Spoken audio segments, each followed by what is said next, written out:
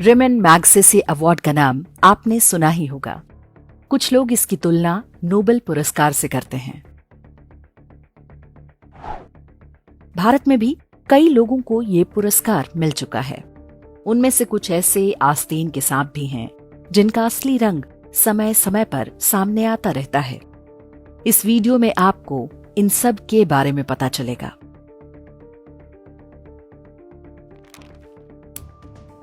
सबसे पहले बात कि ये रेमन मैग्सेसे था कौन, जिसके नाम पर इतना प्रतिष्ठित पुरस्कार दिया जाता है। किसी भी बड़े पुरस्कार के साथ एक मोटी राशि भी दी जाती है। रेमन मैग्सेसे अवार्ड के पीछे लगी पूंजी किसकी है? एशिया में कई और पुरस्कार दिए जाते हैं, लेकिन मैग्सेसे को इतनी प्रतिष्ठा कैसे मिल गई? इन प्रश्नों के उत्तर समझने के लिए आपको पहले इतिहास में चलना होगा।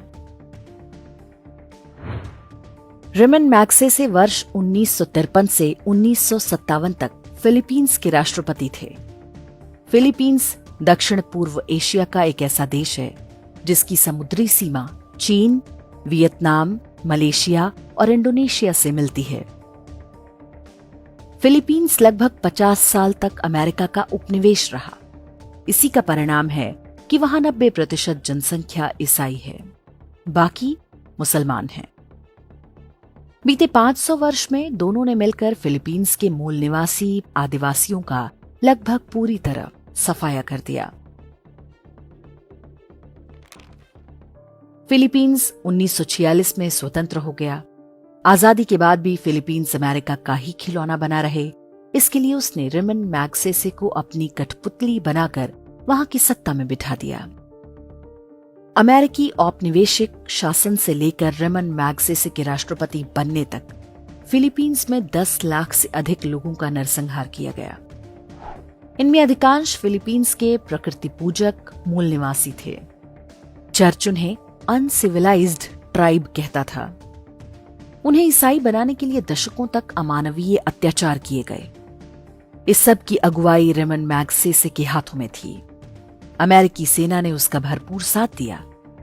उस समय के हिसाब से फिलीपींस की लगभग 10 से 15% जनसंख्या को मार डाला गया, क्योंकि वे अपनी हजारों वर्षों पुरानी संस्कृति और देवी देवता को छोड़कर ईसाई बनने को तैयार नहीं थे। ये बिल्कुल वैसे ही था जैसे कांग्रेस की देखरेख में भारत के जनजातीय क्षेत्रों, विशेष रूप से नॉर्थ ईस्ट में किया गया। रेमन मैग्सेसे ने अपने विरोध में उठने वाली हर आवाज को पूरी क्रूरता से कुचला। लाखों लोगों को जेलों में सड़ा दिया गया। अपने ही लोगों को कुचलकर मैग्सेसे अमेरिका के व्यापारिक और मजहबी हितों को पूरा करने में सहायता करता रहा। वर्ष 1957 में एक हवाई दुर्घटना में रेमन मैग्सेसे की मौत हो गई। फिलीपींस की जनता को उस अमेरिका परस्त राष्ट्रपति से मुक्ति मिल गई, लेकिन उसने जो व्यवस्था स्थापित की वो आज भी जस की तस है। रेमन मैग्सेसे के सम्मान में अमेरिका के सबसे बड़े कारोबारी घरानों में से एक रॉकफेलर ब्रदर्स ने मैग्सेसे अवार्ड की घोषणा की। तब से लेकर आज तक वही इस पुरस्कार को बांटता है। इसमें एक अवार्ड अमेरिका के ही फोर्ड फाउंडेशन की ओर से भी दिया जाता है, यानी नाम फिलीपींस का लेकिन अवार्ड अमेरिका का। इससे आप रेमन मैग्सेसे अवार्ड की राजनीति और इसे पाने वालों के बारे में अनुमान लगा सकते हैं। रेमन मैग्सेसे अमेरिका परस्त राष्ट्रपति था। उसने अमेरिकी हितों को सुरक्षित रखने के लिए अपने ही लोगों का नरसंहार कराया। मैग्सेसे पुरस्कार पाने वाले भारतीयों की सूची को ध्यान से देखें तो समझ में आता है कि इस पुरस्कार का उद्देश्य रेमन मैग्सेसे जैसी मानसिकता को बढ़ावा देना है। सबसे पहले वर्ष 1958 में विनोबा भावे को मैग्सेसे मिला। तब उन्हें गांधी के उत्तराधिकारी के रूप में स्थापित करने का प्रयास किया गया, ताकि हिंदुओं के मन मस्तिष्क से अहिंसा और सेक्युलरिज्म का नशा उतरने ना पाए। वर्ष 2025 में एजुकेट गर्ल नाम के एक एनजीओ को मैग्सेसे पुरस्कार मिला। देखना होगा कि इनकी प्रतिभा कब तक सामने आती है।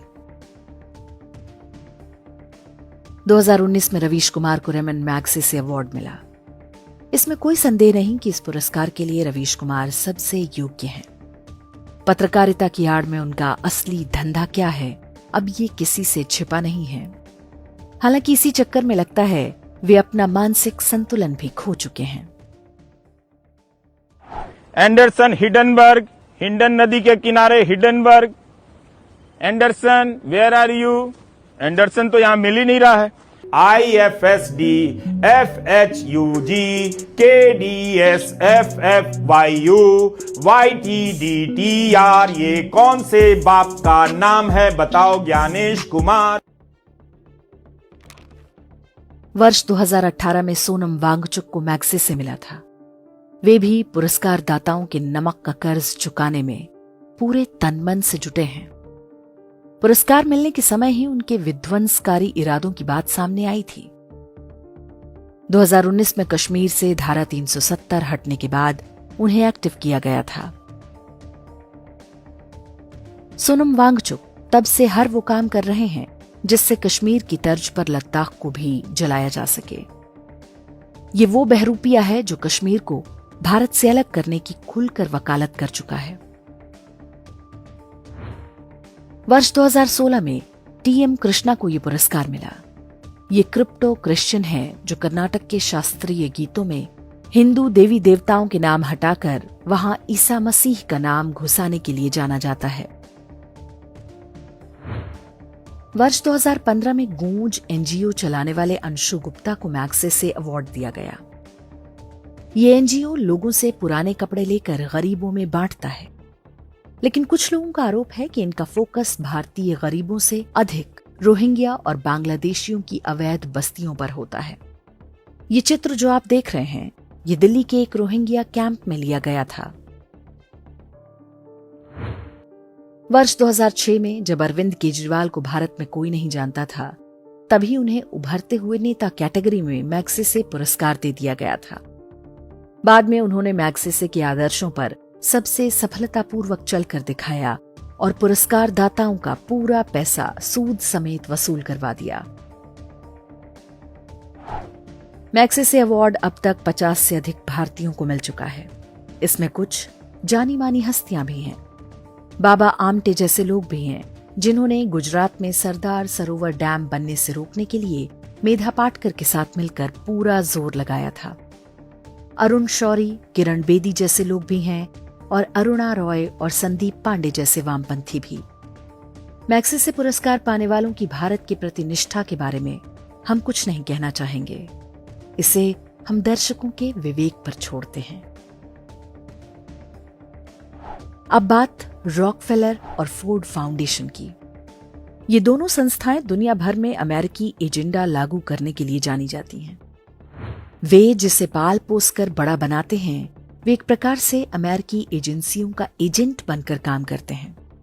बिल्कुल वैसे ही जैसे कोई जासूस किसी शत्रु देश में जाकर काम करता है। जिन्हें मिशन दिए जाते हैं, सही समय आने पर उन्हें एक्टिव किया जाता है। कभी वे किसी संकट में फंस जाएं, तो उन्हें कानूनी सहायता दिलाने से लेकर अंतर्राष्ट्रीय दबाव बनाकर बचाने तक का काम यही एजेंसियां करती हैं। केजरीवाल जब शराब घोटाले में जेल गया था, तो उसके लिए संयुक्त राष्ट्र से लेकर यूरोप के कई देश ऐसे ही नहीं चिंतित थे। मैग्सेसे पुरस्कार पाने वाले भारतीयों की पूरी सूची हमने YouTube के डिस्क्रिप्शन में दे दी है। रेमन मैग्सेसे पुरस्कार की ये कहानी जानना हर देशभक्त भारतीय के लिए आवश्यक है, ताकि हम संभावित खतरों को संदेह की दृष्टि से देखने का कौशल विकसित कर सकें। पश्चिमी ईसाई शक्तियों के अनुमोदन से बड़े बने किसी भी व्यक्ति पर विश्वास करने का कोई कारण नहीं है। मैग्सेसे ही नहीं, नोबेल समेत कोई भी अंतर्राष्ट्रीय पुरस्कार पाने वाले को संदेह से देखना चाहिए, विशेष रूप से शांति, पर्यावरण, पत्रकारिता, मानवाधिकार और जनसेवा जैसी श्रेणियों में।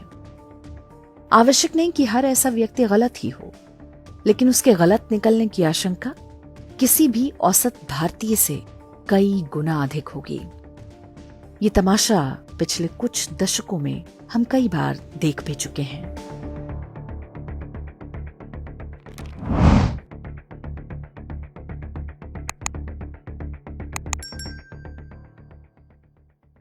इंडेक्स ऑनलाइन के वीडियो समाज को समर्पित हैं।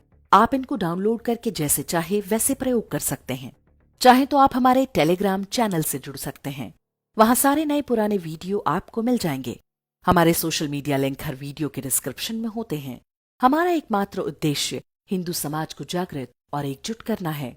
इसमें सहभागी बने। धन्यवाद।